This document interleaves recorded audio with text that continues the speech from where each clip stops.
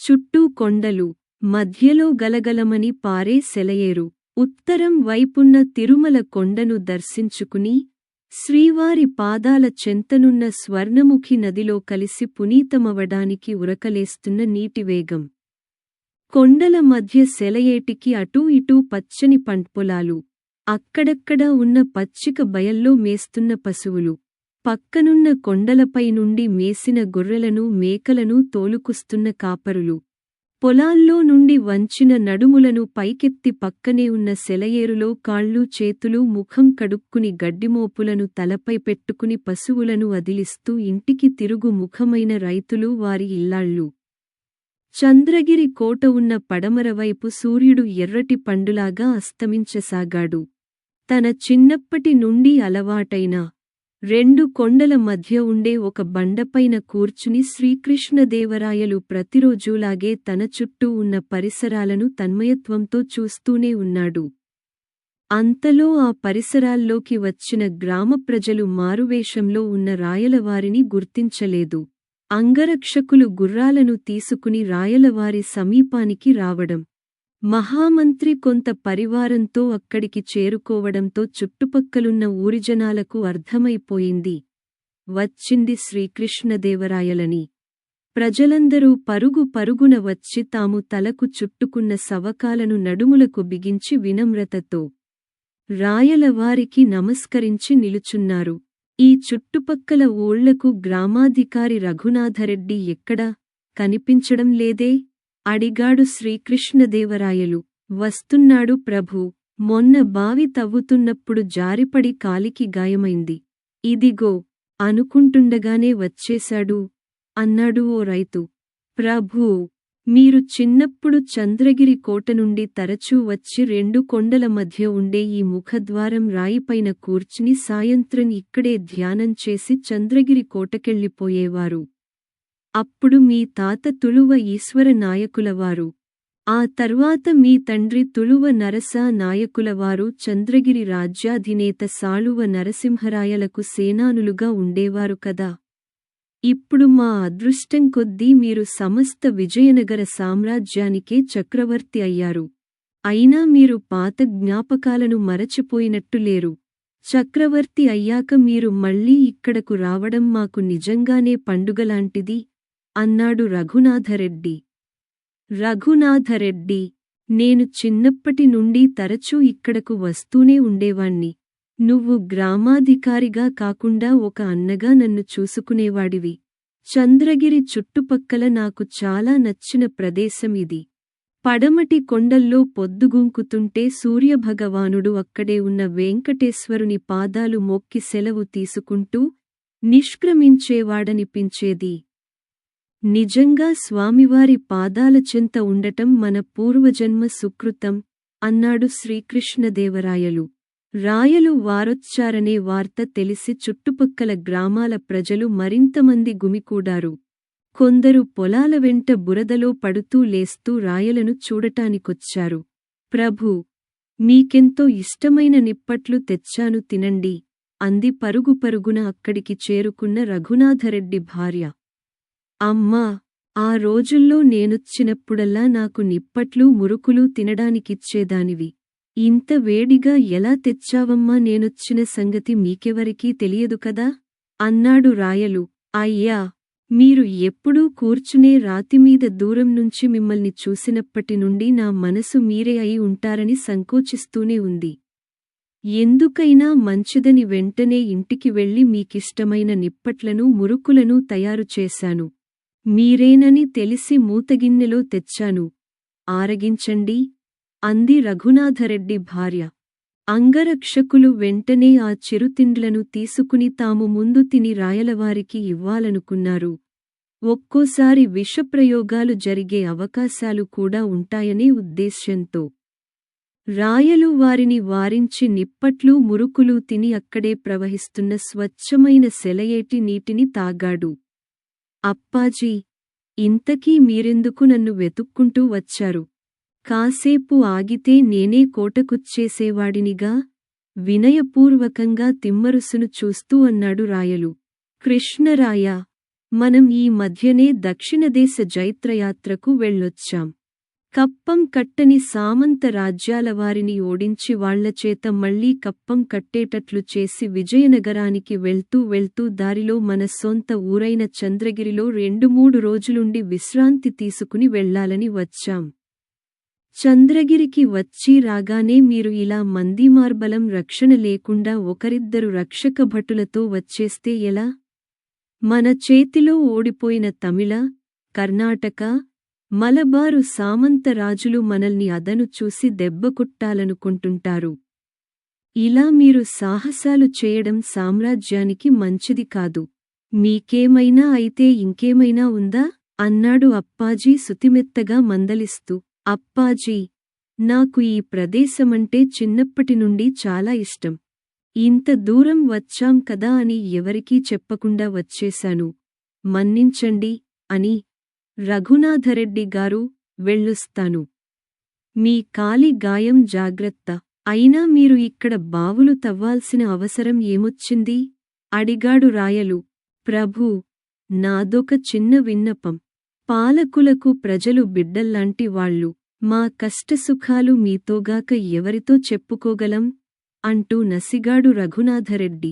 సందేహించకు, ఫర్వాలేదు చెప్పు అన్నాడు రాయలు.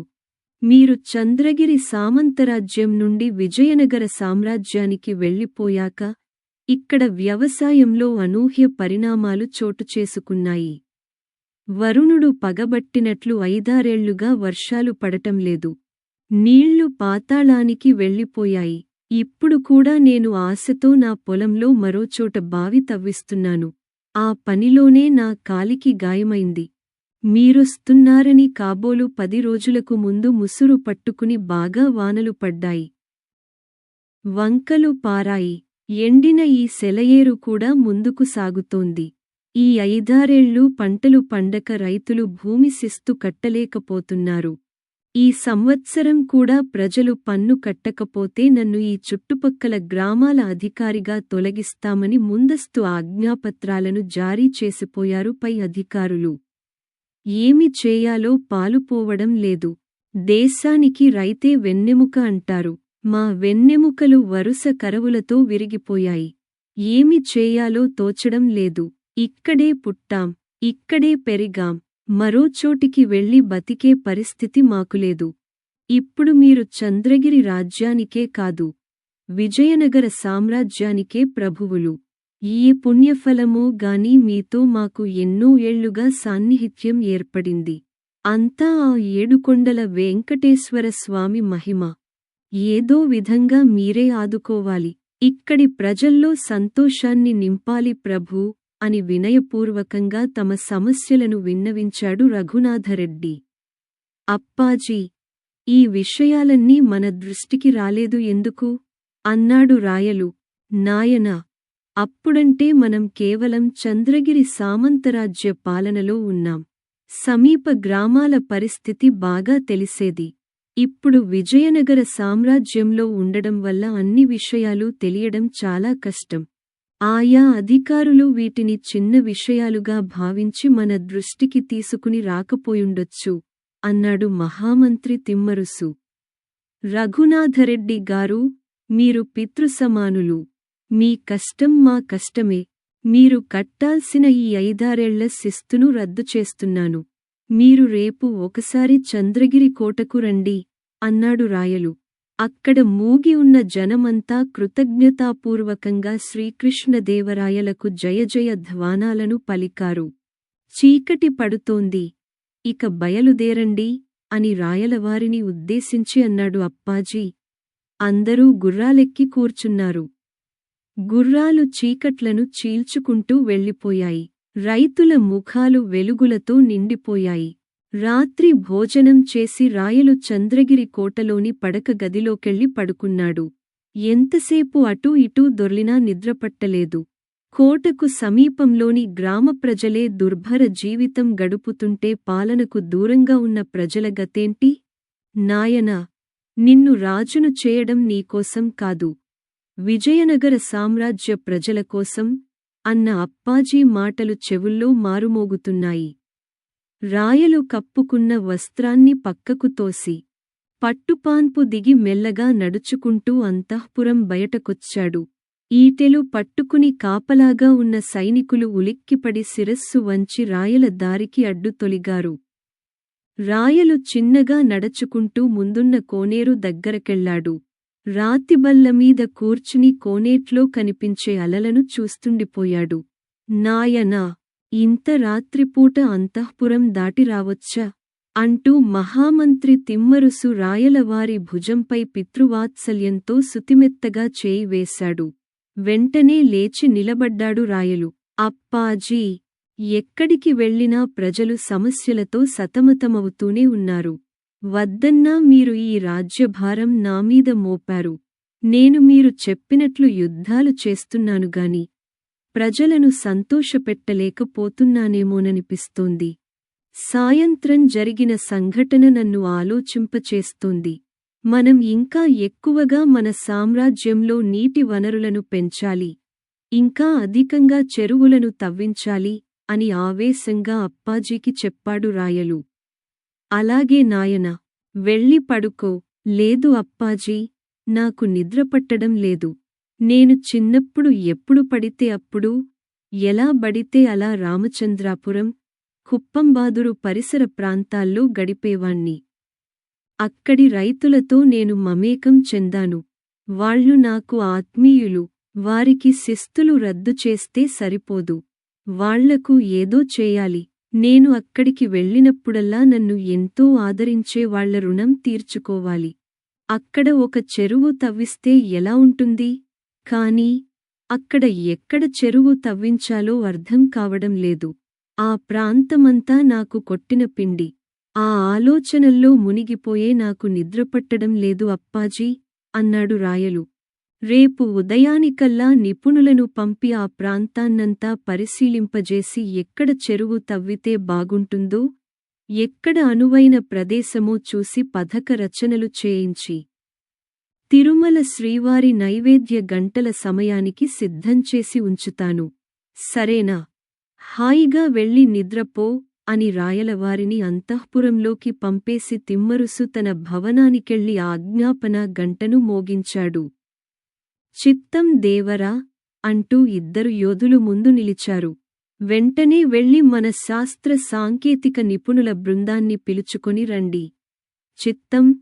కొంతసేపటికే సమావేశ మందిరానికి అందరూ చేరుకున్నారు. తిమ్మరుసు వాళ్లందరినీ ఉదయాత్పూర్వమే అక్కడికెళ్ళి చెరువు తవ్వడానికి అనువైన ప్రదేశాన్ని పథక పటాల ద్వారా తీసుకుని నిర్ణీత సమయానికి రమ్మన్నాడు. యథాప్రకారమే పొద్దు పొడిచింది. శాస్త్ర సాంకేతిక రంగాల నిపుణులు అప్పాజీ చెప్పిన ప్రదేశానికి వెళ్లి పథక పటాలను చిత్రించి చంద్రగిరి కోటకు చేరుకున్నారు. రఘునాథరెడ్డి కూడా విచ్చేశాడు. సభామందిరంలో అందరూ ఆసీనులయ్యారు. తిరుమలేసుని నైవేద్య గంటలు మోగుతూనే సభామందిరంలో వాద్యాలు మోగాయి.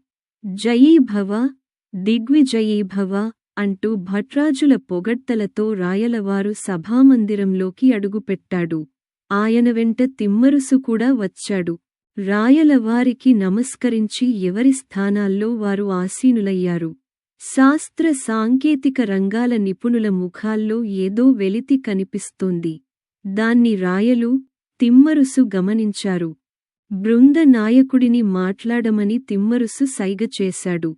ప్రభూ, మన చంద్రగిరి కోటకు సమీపంలోని ఆ లోయ ప్రాంతం మాకు సుపరిచితమే.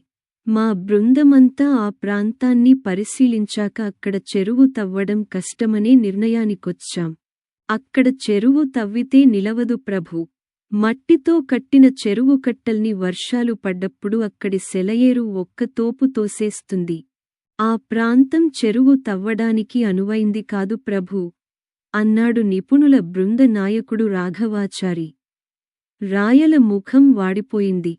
తన ఆశల మీద నీళ్లు చల్లినట్లనిపించింది. రాఘవాచారి, మీరు ఎంతో అనుభవజ్ఞులు. ఎన్నో చెరువులను మన సామ్రాజ్యంలో అవలీలగా తవ్వించారు. మీరు ఇలా మాట్లాడ్డం ఏమిటి? మనం పుట్టిన ప్రాంతానికి ఏమీ చేయలేకపోతే మిగిలిన ప్రాంతాలకు ఏమి చేయగలం? నేను చంద్రగిరిలోనే పుట్టాను. రాయలవారు చంద్రగిరిలోనే పుట్టారు. మనం ఇప్పుడు విజయనగరానికి వెళ్ళినా మన మూలాలన్నీ ఇక్కడే ఉన్నాయి కదా. దండయాత్రను ముగించుకుని వెళ్తూ మార్గమధ్యంలోని చంద్రగిరికి ఎందుకొచ్చాం? కన్నతల్లి ఒడిలో సేదదీరడానికి కదా. మరి ఆ తల్లి రుణం కొంచెమైనా తీర్చుకోవద్దా ఇలాంటి పనులు చేసి? అన్నాడు తిమ్మరుసు రాఘవాచారితో. ప్రభూ, మీ కోరిక మాకు తెలుసు. మేము మీరు చెప్పిన ప్రదేశానికెళ్ళి బాగా క్షేత్ర పర్యటన చేసి పథకాన్ని కూడా రూపొందించాం.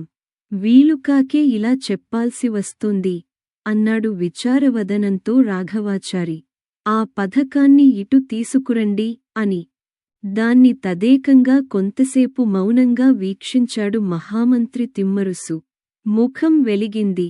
రాఘవాచారి, సెలయేరు వల్ల చెరువును తవ్వలేమని చెప్తున్నారు.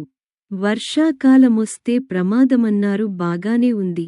చుట్టూ ఉన్న కొండలన్నీ పరిశీలించాను. మధ్యలో మైదానం ఉంది.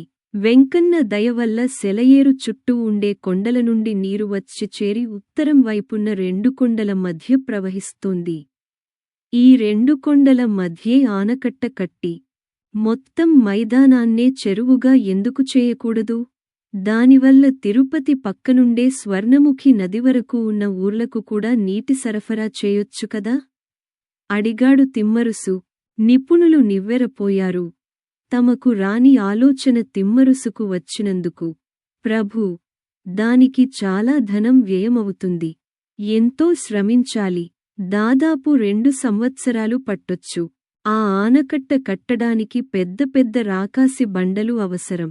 దాదాపు 200 ఏనుగుల ద్వారా చుట్టుపక్కలున్న కొండల్ని పగులగొట్టించి ఏనుగుల ద్వారా గొలుసులతో లాగించి ఆనకట్ట కట్టాలి. ఇది బృహత్కార్యం. అందుకే ఆలోచించలేకపోయాం. మనం అనుకున్నట్లు ఈ ఆనకట్ట పూర్తి అయితే తిరుపతి దాకా నీటి సమస్య ఉండదు. అయితే ఈ చెరువు వల్ల 2-3 గ్రామాలు నీటమునిగిపోతాయి. వాళ్ళు ఒప్పుకుంటారా? అన్నాడు రాఘవాచారి.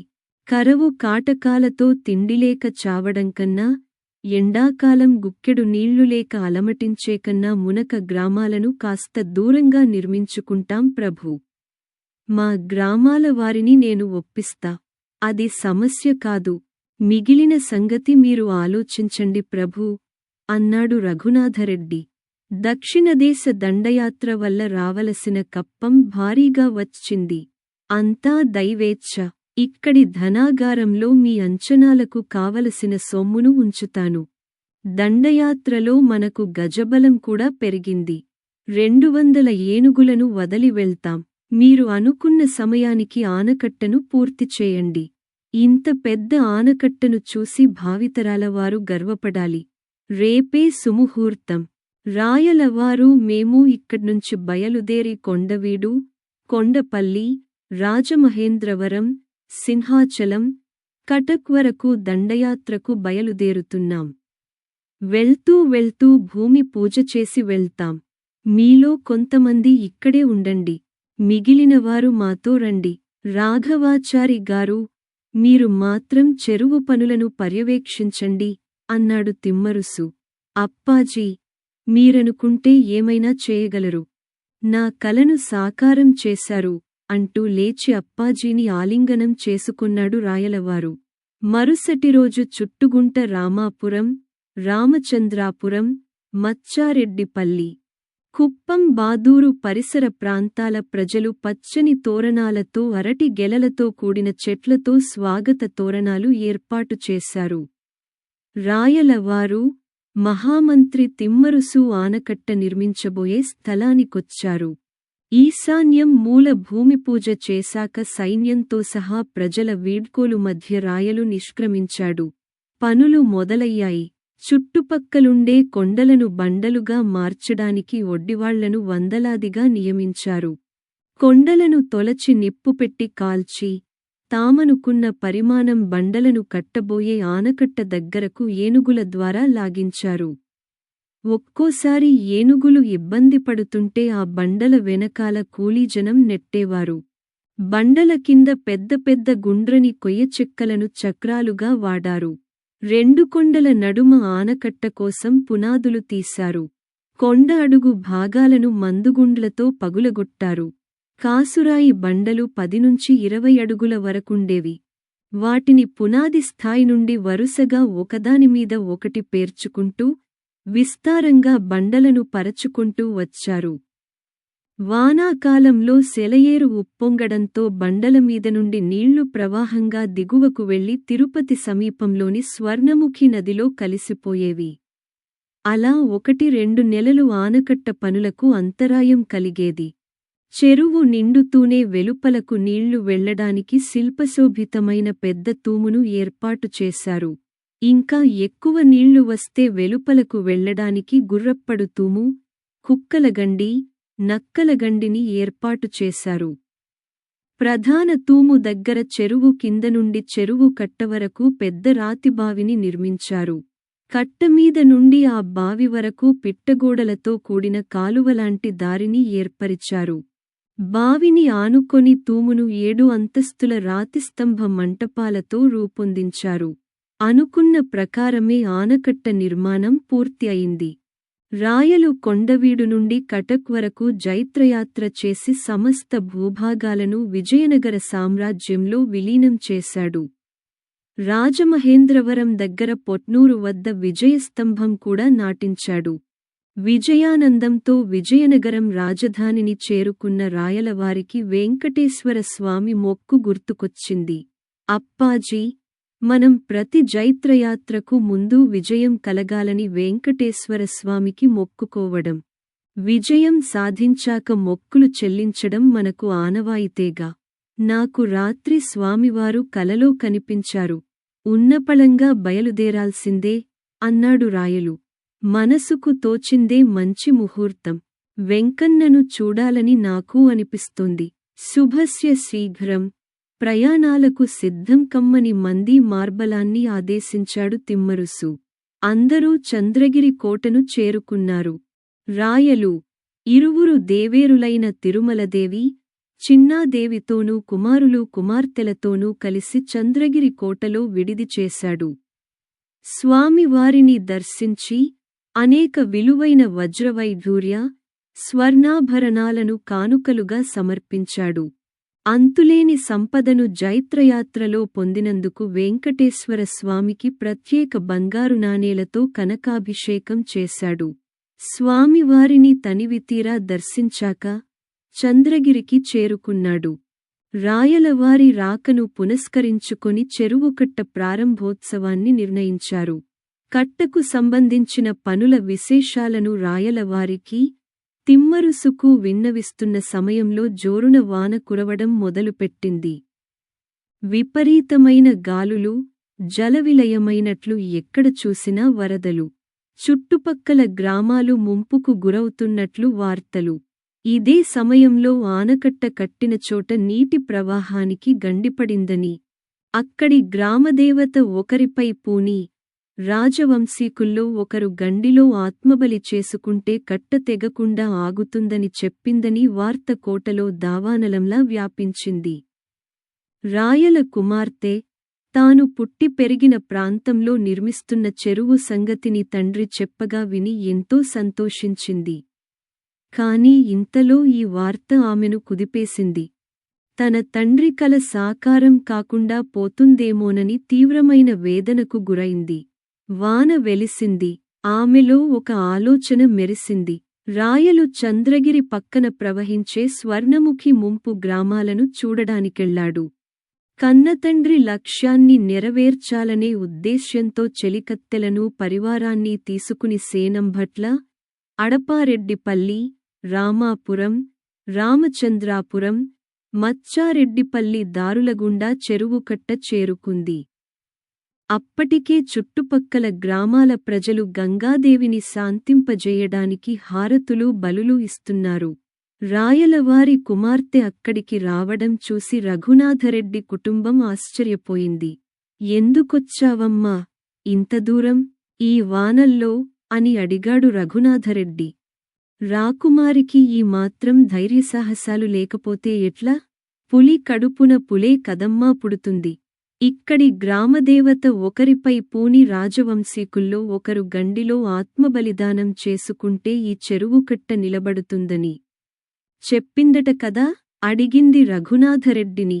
మా తండ్రిగారు కన్న కల ఇది. దీన్ని సాకారం చేయడం నా బాధ్యత. నా నిర్ణయం చెప్తా వినండి. నేను ఆత్మబలి చేసుకోవడానికి వచ్చాను. కన్నతండ్రి ఆశయ సాధన కోసం నా ప్రాణాలను అర్పించడం పెద్ద విషయమేమీ కాదు. పైగా ఈ చెరువు మహాసముద్రంలా కన్పిస్తోంది. ఇన్ని నీళ్లతో ఎన్నో భూములు పండాలి. ప్రజలు సుభిక్షంగా ఉండాలి. నేను గండిలో దూకేస్తాను. ఆ తర్వాత గండిని పూడ్చేయండి. నా సత్యం ఉన్నంతవరకు ఈ చెరువుకట్ట తెగదు. ఈ చెరువుకు నా పేరు పెట్టకండి. రాయల చెరువు అని మా నాన్న పేరు పెట్టండి అంటూ చెరువు కట్టమీద గండిపడిన చోటువైపు నడిచింది. తల్లీ! ప్రభువులు వచ్చేవరకు ఆగండి. ఆ తర్వాత నిర్ణయం తీసుకుందురుగాని అన్నాడు రఘునాథరెడ్డి కంగారుగా. ఎవరు చెప్పినా నేను వినను. నా నిర్ణయం మార్చుకోను.